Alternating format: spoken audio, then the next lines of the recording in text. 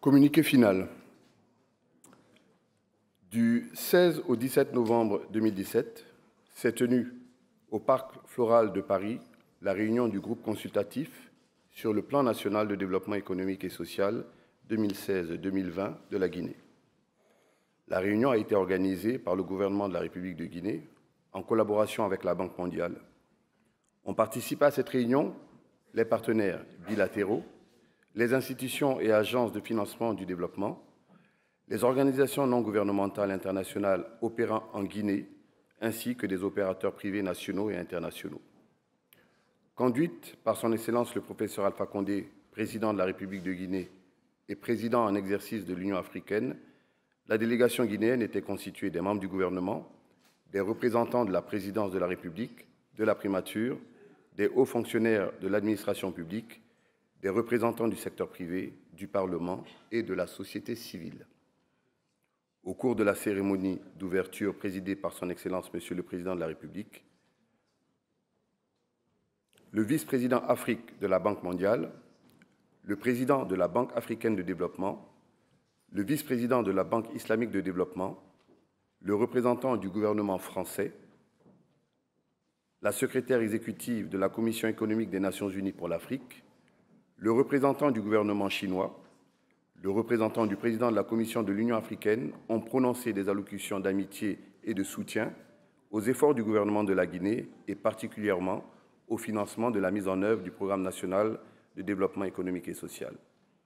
Les différents intervenants ont unanimement salué la vision du gouvernement et la pertinence du programme et encouragé le gouvernement à poursuivre le programme des réformes visant la transformation structurelle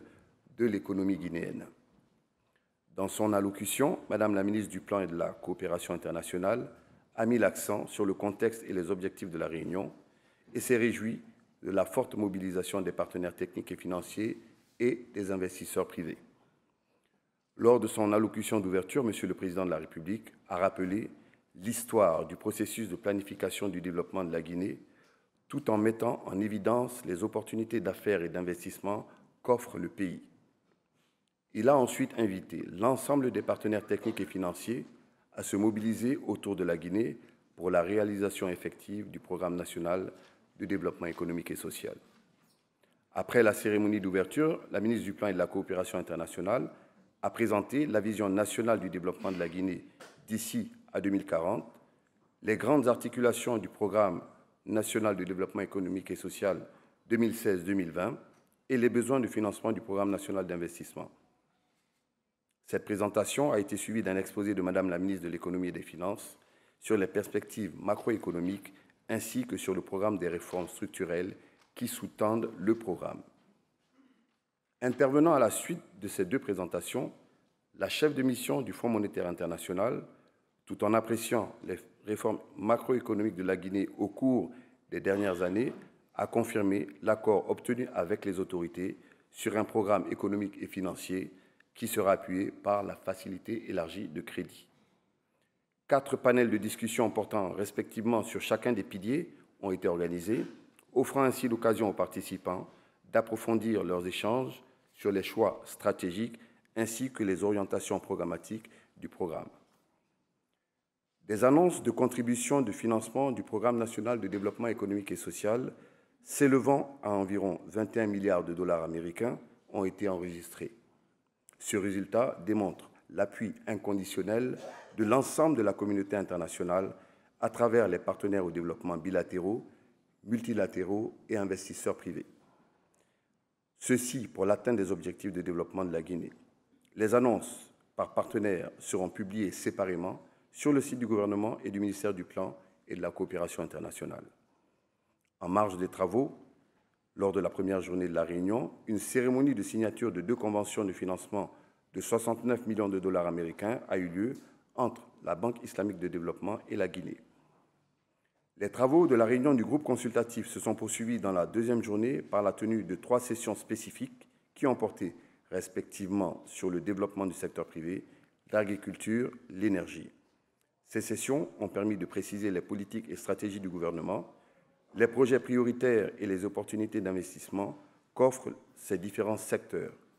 En marge de ces sessions spécifiques se sont tenues des rencontres entre opérateurs privés guinéens et opérateurs privés internationaux, ainsi qu'entre ces derniers et les représentants du gouvernement.